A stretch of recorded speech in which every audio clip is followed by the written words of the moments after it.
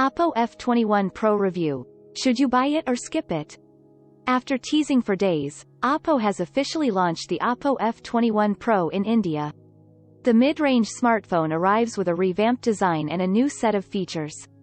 Just like its predecessors, it has a unique look and feel, but comes with mediocre specs. Is this phone any better than other devices in the segment? Should you buy it? I try to answer these questions in this review. Before delving into the review, I would like to put a disclaimer that this review is based on my personal experience with an Oppo F21 Pro review sample loaned to me by Oppo India. The opinions stated here are mine alone, and the company had no early look or editorial input. Design and build. The best thing about the Oppo F21 Pro is its design. The phone comes in two color options, namely sunset orange, fiberglass leather, and cosmic black, glass. I have the former color variant. The back of this version is made of fiberglass leather. This artificial leather finish feels good in the hands and looks fascinating in the orange color.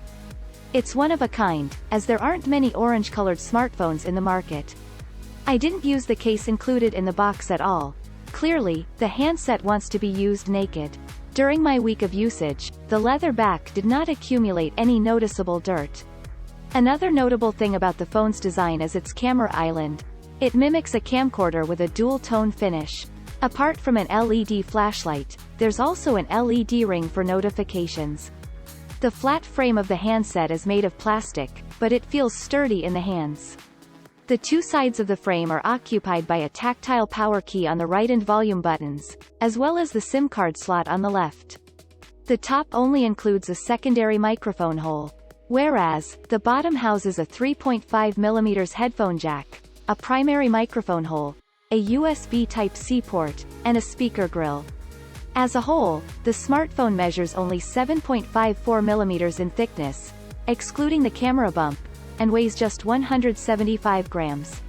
Hence, it is very comfortable to hold for a long period of time. Display and sound. The Oppo F21 Pro sports a 6.43-inch AMOLED display with a punch hole on the top left corner. The canvas has a resolution of 2400 by 1080 pixels with a 20:9 aspect ratio. The screen supports up to 90 Hz refresh rate and 180 Hz touch sampling rate. The display performs well for the price. It gets sufficiently bright under direct sunlight. However, it is worth noting that the panel could not run at 90 Hz refresh rate at all times. This could be either due to the lower mid-range chipset or because of the software optimization. It is a known issue on phones with a similar configuration. Interestingly, though the screen supports HDR10 and HLG standards, it cannot play HDR videos on YouTube. Also, the device lacks Widevine L1 certification, and therefore, it cannot play HD videos on popular streaming platforms like Netflix and Amazon Prime Video. But Oppo says these issues will not be present on the retail unit. Unlike most smartphones in the segment, the Oppo F21 Pro does not come with dual stereo speakers. Though it has a single bottom firing unit, it is loud enough for binge watching. Anyway, the absence of stereo sound will always be felt if you are used to it, like me. Then, there's a headphone jack for those who don't own or prefer wireless earphones. But as mentioned earlier, you won't find a free pair of wired earphones in the box. Hardware and software. The Oppo F21 Pro is run by a Qualcomm Snapdragon 680 SoC. The chipset is paired with 8GB LPDDR4X RAM and 128GB UFS 2.2 storage. The handset also has support for up to 5GB of virtual RAM. By default, it ships with the 3GB virtual RAM option enabled. I did not make any changes to the value throughout my usage, as most users would. On the software front, the device boots ColorOS 12.1 based on Android 12.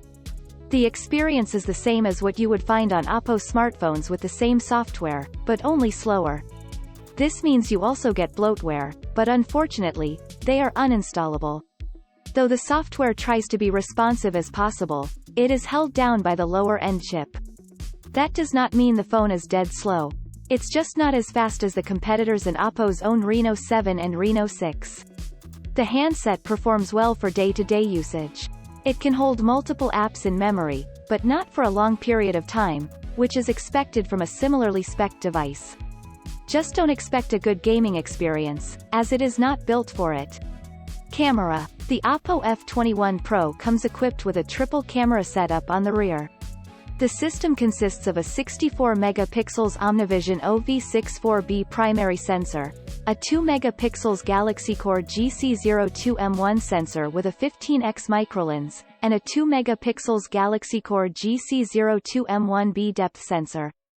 Whereas, on the front, it features a 32-megapixels Sony IMX709 RGBW sensor for selfies. Out of the 4 cameras, only 2 of them are useful. The depth sensor is of no use like on any other smartphone. On the other hand, there's not much to do with the microlens. One would get bored in a while and may forget that it even exists. Miscellaneous. The handset is limited to 4G connectivity, which is fine as 5G networks are yet to go live in India. Even if the new generation network gets launched by the end of 2022 or early 2023, it won't be widely available across the country. Talking about what's present, LTE mobile data works well as it should, and so does mobile hotspot. There's no issue with the audio from the headpiece, and the same can be said for the microphone quality. Similarly, Wi-Fi and Bluetooth work fine. I did not face any drops. Finally, the LED ring light for the microscope camera can also be used for notifications, call alerts, charging indications, and even for game launches. Though it looks cool, I didn't find any use for it as I usually place my phone backside down. At the same time, the battery can be recharged in less than 90 minutes with the included 33W SuperVOOC fast charger. It takes around 1 hour and 20 minutes to fill from 10% to 100%. It is definitely not the fastest charging handset in the segment. But that's fine for most people, unless you are one of those who are always in a hurry. Verdict. Just like most Oppo smartphones, the Oppo F21 Pro is not meant for everyone. It is average in all categories, except for the design. The phone's look and in-hand feel need to be experienced firsthand to appreciate them. Battery and charging. The Oppo F21 Pro gets its juice from a 4,500 mAh battery. On a full charge, it can easily last a day and some more. Because the Snapdragon 680 chip present inside the device is energy efficient as it uses a 6nm process. There are consumers for whom design comes first. For them, this could be the best purchase. Whereas, for others, if you are fine with the shortcomings mentioned above, there's nothing wrong in choosing this handset over competitors. Alternately, the Oppo F21 Pro is probably one of the best options for those looking for a secondary smartphone in this price segment. Mostly because it is thin and light and offers a good battery life, in addition to its looks being a head-turner.